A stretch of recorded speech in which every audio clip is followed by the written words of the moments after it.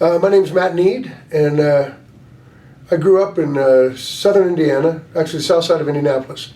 So my dad was a doctor, my uncle was a doctor, my grandfather was a doctor. I have a cousin who's 27 days older than me, who's also a doctor. And all I've ever known in my life is I don't want to be a doctor. Nobody comes to see you when they're happy. They all come in and go, look at this. That's not good, right? Part of the reason I do comedy is because, hey, you may not have been happy to see me when I started, but by the end of it, you're happy, man. But, and I was growing up, I was a kid who made pretty much A's and B's, so I wasn't restricted mentally necessarily. And financially, my dad was prepared to pay for whatever education I wanted to go to. It was expected, of course, that I would go to college, not necessarily that I would be a doctor, but that I would go to college. So I graduated from high school. And the first question, of course, everybody asks you is, well, what do you want to do with your life? And you'll go, I don't know, because I don't have that much. All I really had experience with was medicine, and I knew I didn't want to be a doctor. So they'd go, I don't know, and they'd go, it's fine, don't worry about it. Don't worry about it. You don't have to make a choice now. And I wound up going to Purdue University because I was going to be a computer science major. And you can look at me now and go, I had no self-awareness.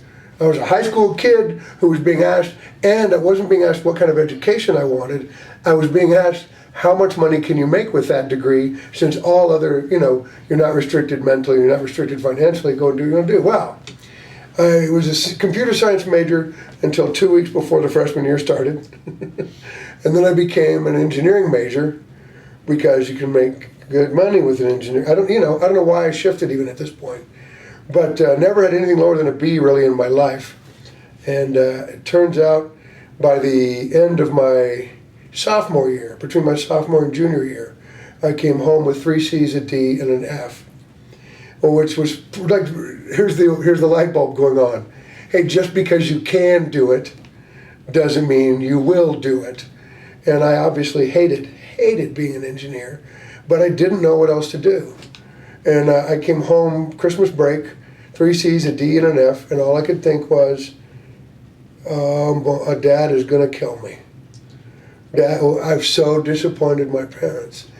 And the basement of the house was his workshop, which he's told me after the fact, he's glad I'm not a doctor, but his years in medicine afforded him a workshop, and he got to pursue some things, which is cool. Anyway, we go down to his, I get my report card, and I take it downstairs to the workshop where Dad is, and he told me, he said, we talked about it before, it was physics that I got an F in. And this was the first time my father, rather than getting mad at me, suddenly became more human. Basically said, look, physics for me was a question of how many variables are in the equation, not what does the actual equation mean. If there's 5 of them, I have these 2 formulas I could use. And I said I was never good at physics. He said, I understand you don't want to be a doctor and you don't have any experience really with anything else. So why don't you take some time and go talk to my lawyer, talk to my accountant, still on the line of you're smart and you should get a job that pays you well, which coming from my parents' generation makes perfect sense. Anyway, so go talk to my lawyer, talk to all of his professional friends who take care of him, accountants, and see what they do and see if that interests you. And I went through, and I'm not smart enough to ask the questions that would give me the answers that would tell me, hell yes, this is what you should do. I'm just smart enough to go, I'll go talk to him. And I got to my dad's lawyer, he has an eidetic memory. He's one of those guys that you just go, dude, it'd be way easier for me if I was you, because wow. And he told me, we talked for a little while, and I said, I don't know what I want to do. And he said, it's perfectly understandable. He said, look, Matt, and this was the message then that I wound up taking with me that ultimately got me into improvisation. It got me to do stuff with bands. It gets me to do day-to-day stuff of just stepping up and doing it. He said, Matt, in any given profession, 10% of the people in that profession are really smart and love what they do. And he said there's another 15% or so in any given profession that are smart enough to do the job well and get by.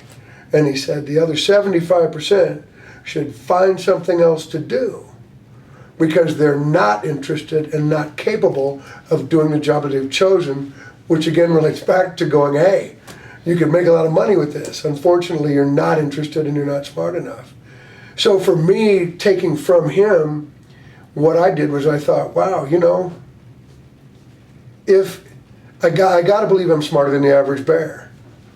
And with that being said, his message is, if I find something that I love, I will always be in the top 10% of that profession, whatever it is. And everybody knows the world needs janitors and brain surgeons. You need the whole pantheon of housewives and cooks and chefs and pizza delivery guys. And everybody needs to be there. Well, the happiest guys are the guys that are smart enough to be doing what they enjoy so they can get up out of bed and go do it every day. And that colored the rest of my behavior all the way, I mean, up until even now. Things that I just decide, hey, I should be able to go do this, and I'm going to go do this. He closed, my father, again, sitting on a piano bench in the basement of his wood workshop, said to me, you know, go talk to my people, talk to my professional folks. And then he finished up, he said, you know, Matt, if I had a 12-inch cock, I'd be in porn films, but you got to strike a balance. And that's why I do what I do.